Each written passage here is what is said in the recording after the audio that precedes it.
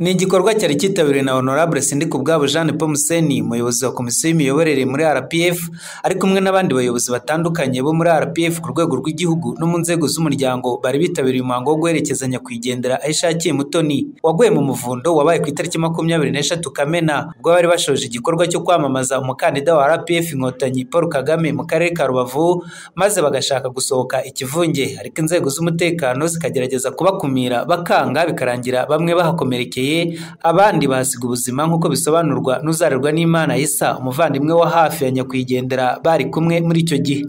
Perezida amaze kudusezerera mu gihugu, arangije tugeze kuri porutayi nyine dusohoka, dusanga abapolisi batubwira ati mugiye kugenda gake gake, hano ngaha mugiye ikivunge hagwa abantu benshi.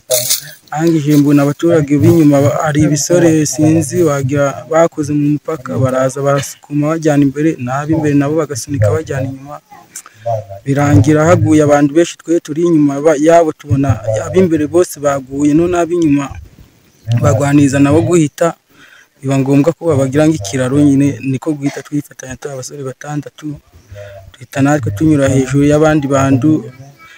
Natwe tujya kwakira abapolisi kuko twari twabonye ndakundi kundu ari umusaza haje uri mu giti hejuru, turamubwira ducira ingoni bahita bayimbereza, nanjye ngenda ndi gukubita ku maguru y'abantu kugira bakinguruka abo ngabo baguye mu kwegura. Arabakorometse, arababaye cyane mu kwegura, imbanguye kuri mushiki wanjye nawe yabaye kuri ariho no witabye Imana. N'ubundi Honorable Sindikubwabo Jeanne Paul Museni waje ahagarariye umuryango wa RPF Inkotanyi muri uyu muhango, yavuze ko bababajwe n'urupfu rw'uyu mwana w'umukobwa, ariko ko bazakomeza kuba hafi umuryango we. Nubwo twagize ibyago hakagira uwitaba Imana, ari nawe twari twaje guherekeza uyu munsi, ntabwo baca intege abantu. Umuryango w'FPR Inkotanyi kuva ku rwego rw'umudugudu kugeza ku rwego rw'igihugu wagumye wifatanya n'uyu muryango, ni no muri urwo rwego twajangaha. Umuryango rero turakomeza gukurikirana imibereho y'uriya muryango usigaye, niba hari icyo ukwiye gufashwa kizagenda.